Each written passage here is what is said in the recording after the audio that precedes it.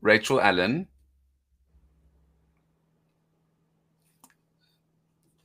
I've never gone blank like that before. I had a beautiful line written up in the front here, and then I read it, and I was like, that doesn't make any sense. So let's just start. Let's just start again, shall we? And what I'm going to do is I'm going to use your very wonderful 19-word short bio, which I thought Sounds was very good. smart.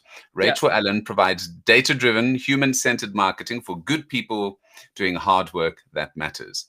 So what I loved about that, straight to the point, and there are very few guests that I've had that have done good copywriting for themselves. My previous guest, and he'll forgive me, but he had a publicist write his bio, Ah. and it had words like, and I've just got to open it real quickly because I was having a nice laugh. I won't put the name, but thrilling. These are the kind of words: thrilling, intersection, infusing, innovation, profound. And I was thinking, wow, if you're putting those kind of terms in your bio, you better be giving me gold from minute Right. one. So we had Right. a nice little chat about that. But yours is nice and straight to the point, and I really like how simple and clean your website is. So let's talk a little bit about Rachel. Copywriting, obviously very strong in that, and you've Hmm. been running your business for 16 years or so now. So maybe Yeah. just talk to me about what is it that you do, and then we're going to go into a couple of details on copywriting. Yeah.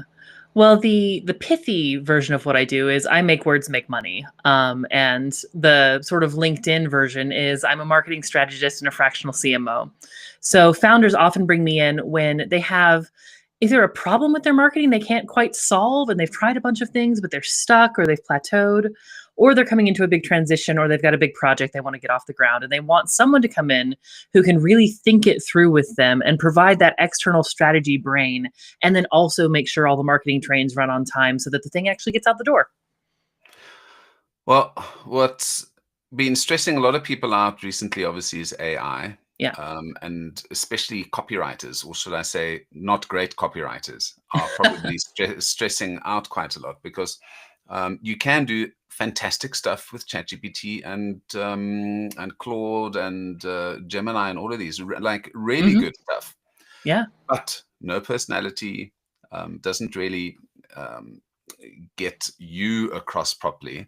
No matter if you say write in the style of XYZ, Yeah. I had a play I wrote and I put it in. I said, let's see how we can rework this. And it completely was not me. I was like, no, bugger Mm, that. I'm going to do it yeah. myself.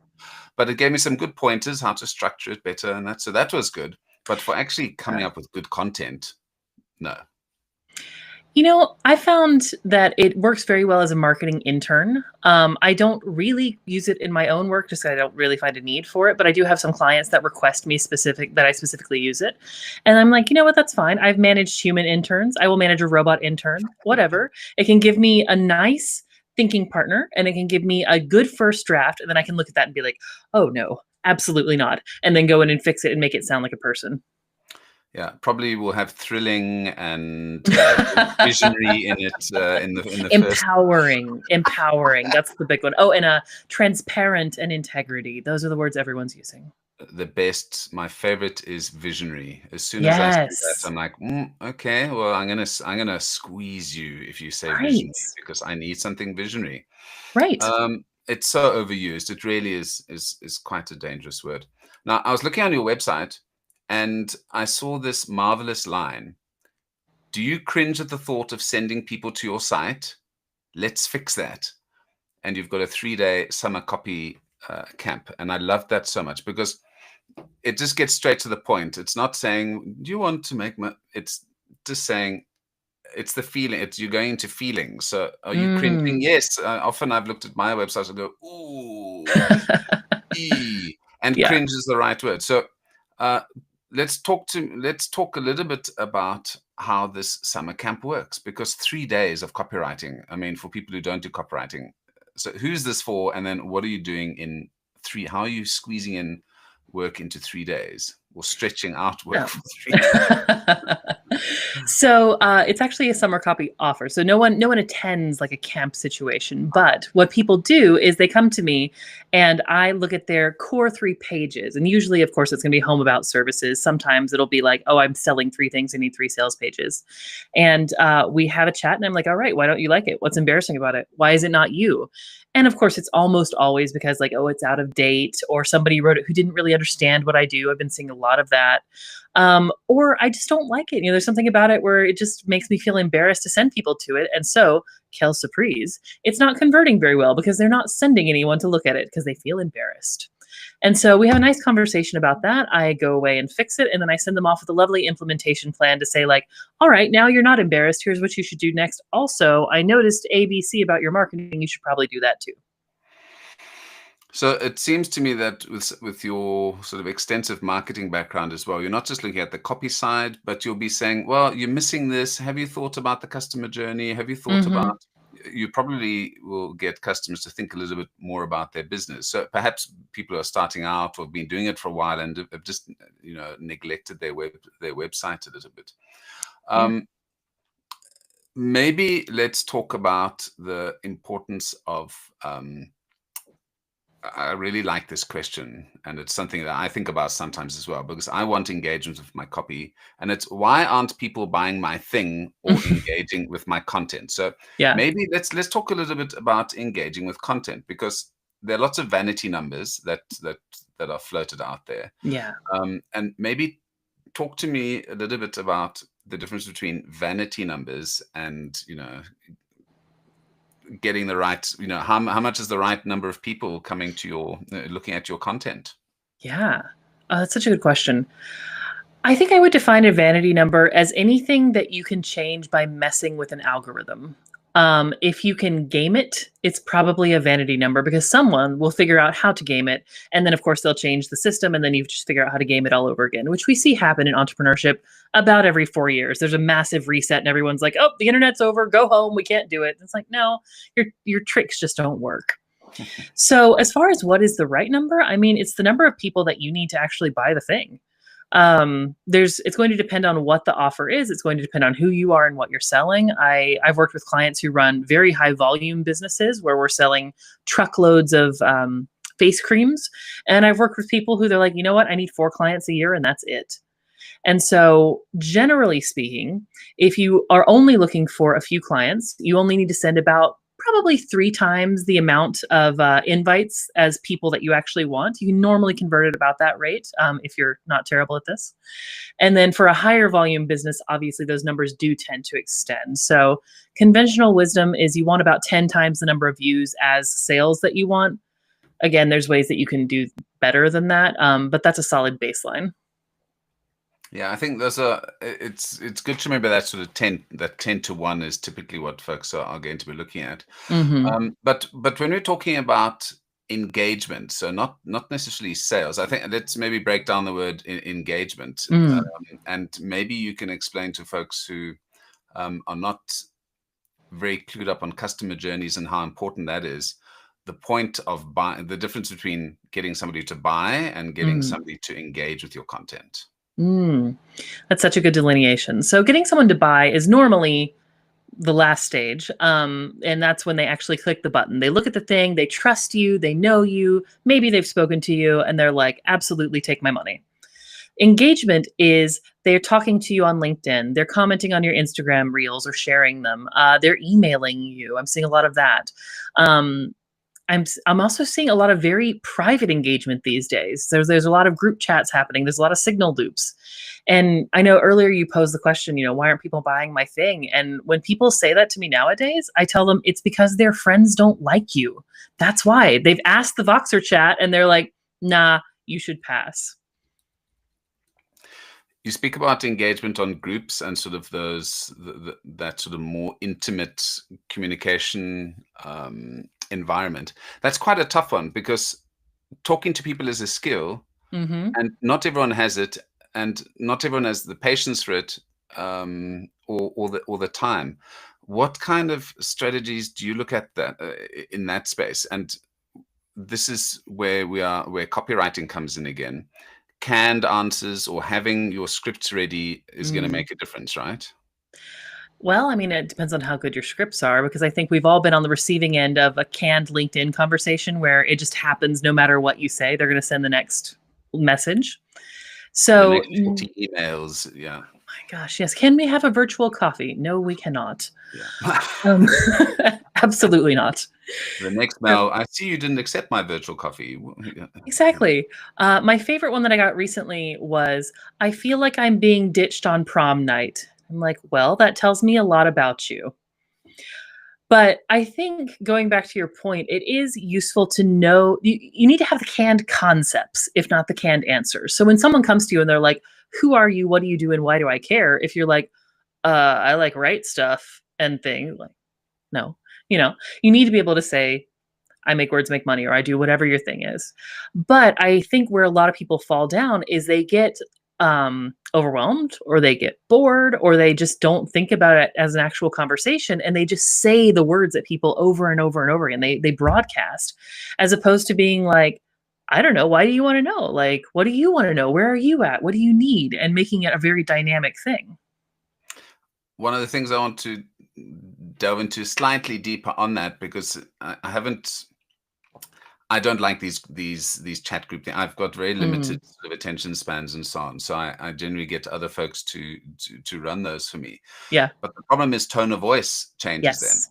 So maybe talk to us, explain a little bit around what tone of voice is, and why that, and how one can maintain tone of voice in communications like this.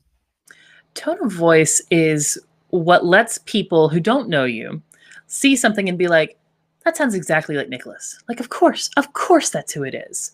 And so, as you're alluding to, it's very important to be consistent with it, because if you have a clear tone of voice and then you have, say, a virtual assistant come in and they're posting for you and they don't sound like you, that's a massive blow to your brand equity. It creates a lot of cognitive dissonance. And I think we've all experienced this. I've had VAs in the past where, they'll email people back, supposedly from me, being like, LOL, sounds great. Let's make it happen. And I'm like, I would never say such a thing.